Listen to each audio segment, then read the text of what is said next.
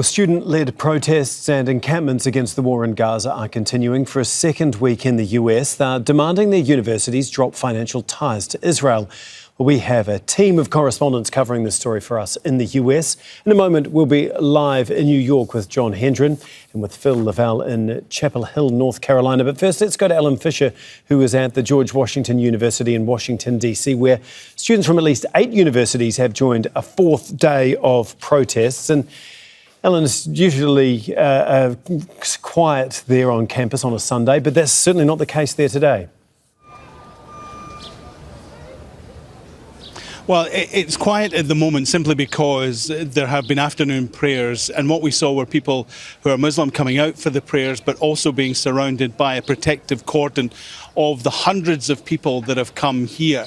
Of course, it's the camp behind me that you can see where they set up camp in the very early hours of Thursday morning, and they've now been here going into 4 days. Joining me live now is Sophie, who's one of the students who was here right at the start and is still in the camp. First of all, Sophie, what are conditions like for you guys in the camp and in the tents? Yeah, so right now we've stayed strong. We are barricaded off by Metro Police and the GW administration, so we have been told that once we leave, we are not allowed back.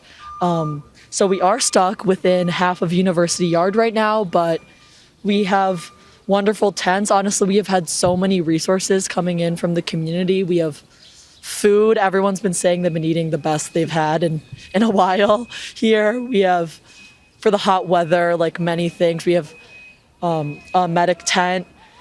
The administration is not allowing a medic to actually come in now and be there for the students, but we have medics outside on the streets with the community. We have just an amazing amount of resources inside. We've seen from the university administration that they've suspended some students, that they've threatened others that they could lose their housing or possibly not even graduate. How big a decision is that for you when it comes to deciding whether you stay or whether you go?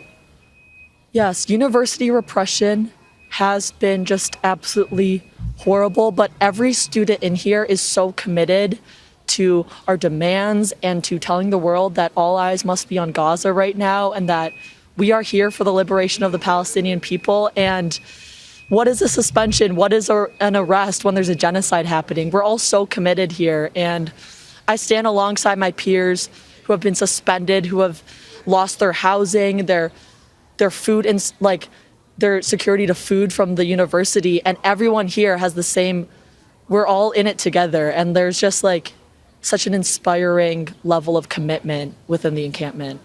Sophie, I know it's not an easy decision to make to come and do these interviews, but we appreciate you joining us live here in Al Jazeera this afternoon. Thanks very much indeed. That's Sophie, who's a student, one of we think about a dozen or so people who are still in the camp here at George Washington University, and all of those, like Sophie, are saying they are not leaving until their demands are met by the university and people are aware across the world of what's going on in Gaza. OK, thanks so much, Ellen. Ellen Fisher for us there at George Washington University. Let's stay with the story and bring in John Hendren now, who is at City University in New York. And John, this protest site in particular remains under constant threat of being shut down. Can you just explain exactly why that is? OK, so what is the narrative? That's right. That's part of the new normal here. These camps are becoming more or less permanent structures. You can see right now there's a teach-in going on. There are Orthodox Jewish people here who are in support of the protest. And they have established this camp in part by keeping police out.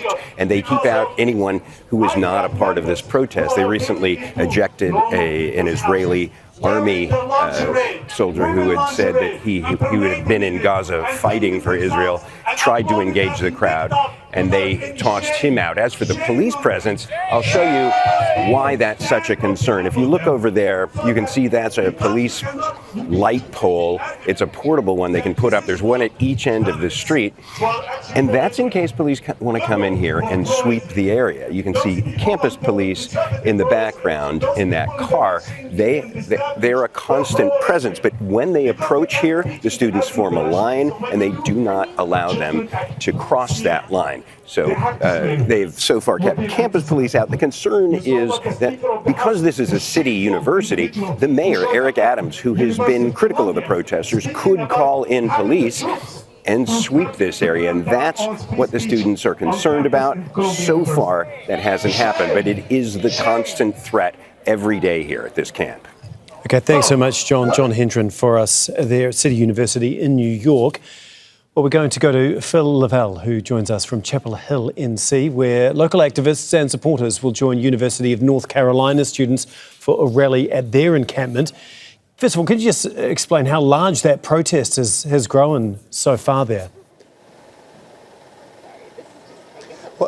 You know, in the last few minutes, actually, it started to grow fairly substantially, and we're expecting over the next hour, 2 hours, for somewhere in the region of as many as 500 people, according to organisers, made up of those who are here already, also activists, also people from other universities, because this is being quite heavily promoted on social media. Let me just show you what's here now. I mean, these people here, this is not a spring pop-up protest. These people have been here now since Friday. They actually have been given permission by the university to stay here, but there is one caveat, and that is they are not allowed to erect tents, because that then violates university policy.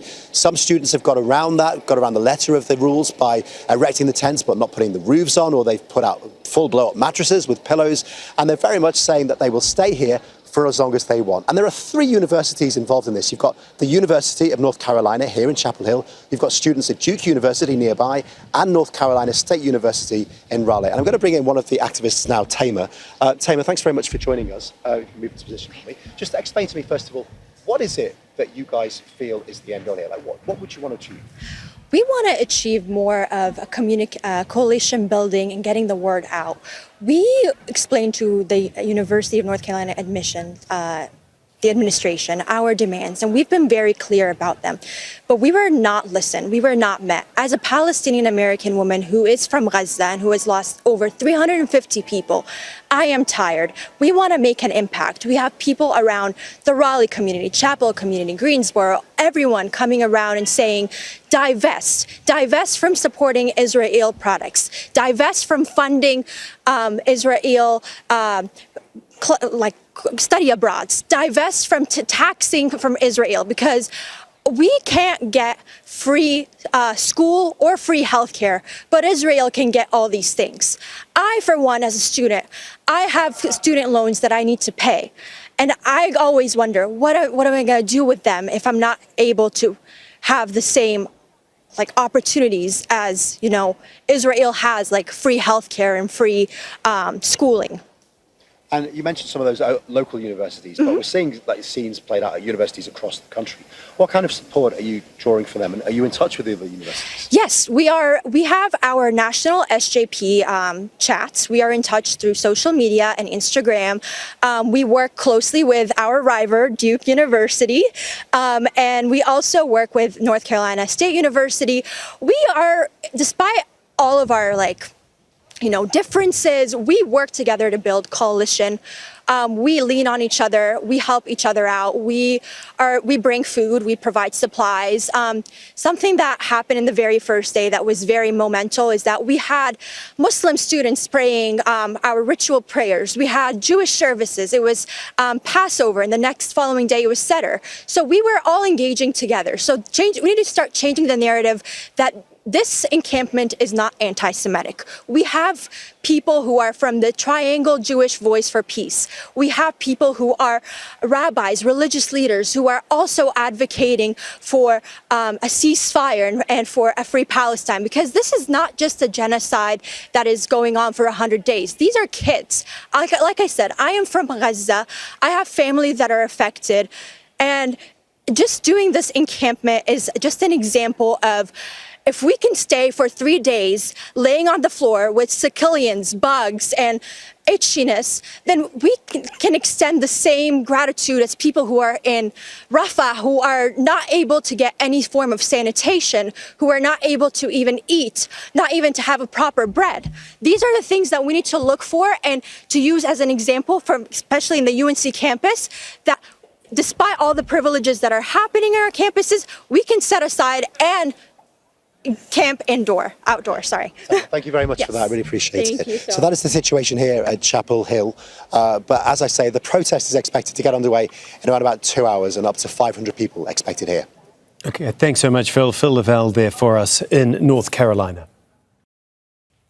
Make sure to subscribe to our channel to get the latest news from Al Jazeera.